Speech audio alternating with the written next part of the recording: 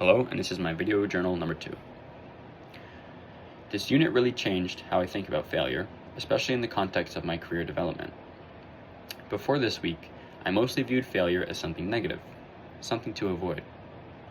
But this model reframed failure as something inevitable and, in many cases, necessary for growth. One concept that really stood out to me was passive failure. Passive failure isn't the mistake you make after trying, it's the failure that happens when you don't act because you're afraid of failing. That really resonated with me. In a career context, fear of rejection can stop us from applying for opportunities, asking for feedback, or putting ourselves forward. When I reflect on that, I realize that avoiding discomfort might actually limit my development more than making mistakes ever would. The TED Talk that resonated most with me was Jia Zhang's 100 Days of Rejection. What stood out to me was when he talked about how he used to run after being rejected, but then decided to stay. That shift from avoidance to engagement really impacted me. Rejection can feel personal, especially professionally. Not getting an interview or receiving critical feedback can easily feel like a judgment of your ability. However, Jia reframed rejection as exposure. By intentionally putting himself in situations where he might hear no, he reduced its emotional power. He stopped seeing rejection as catastrophic and started seeing it as practice. That idea directly relates to resiliency.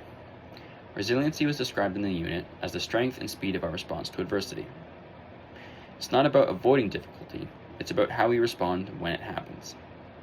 Jia didn't eliminate rejection from his life, he changed his response to it. That distinction feels important to me as I think about my own career moving forward. The SARA model, or SARA model, also helped me understand the emotional side of failure. When we receive feedback, we often move through shock, anger, resistance, and eventually acceptance. I can recognize that cycle in myself. There's often an initial defense reaction before I can fully process feedback.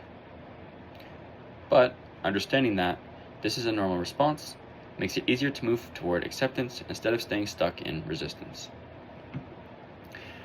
The resiliency strategies in this unit also stood out to me, especially reframing internal dialogue and practicing self-compassion. Instead of saying, "I failed," shifting it to, "That didn't go how I wanted to. What can I learn from this?" This changes the emotional impact. It separates performance from identity.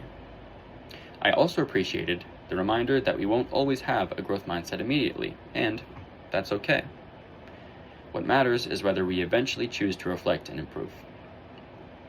Overall, this unit helped me realize that failure is not the opposite of success, it's part of the process. Avoidance is what truly limits growth. If I can learn to stay present in moments of rejection instead of running from them, I can build resilience that will strengthen my career long term. Thank you.